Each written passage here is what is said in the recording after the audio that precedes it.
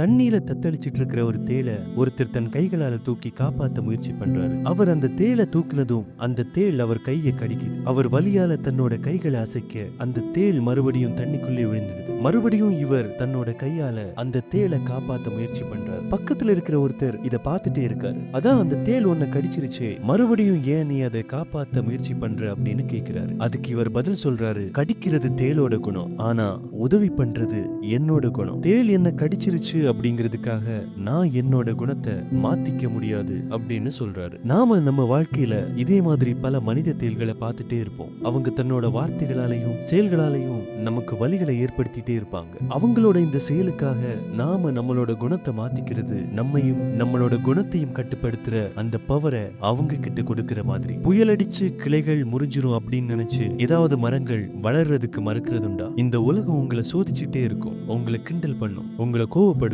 உங்களை மாத்துறதுக்காக ட்ரை பண்ணும். இந்த உலகம் இரக்கமற்றதா இருந்தாலும் நீங்க கொஞ்சம் இரக்க குணத்தோடயே இருங்க. உங்களை சுத்தி பொய்கள் இருந்தாலும் நீங்கள் நேர்மையா இருங்க. இந்த மனித வாழ்க்கையோட பெரிய வெற்றி எதுன்னா மத்தவங்களை மாத்துறது இல்ல, நாம நம்மளோட குணத்துல இருந்து மாறாம இருக்கிறது தான். குட் நைட் பை யாரோ.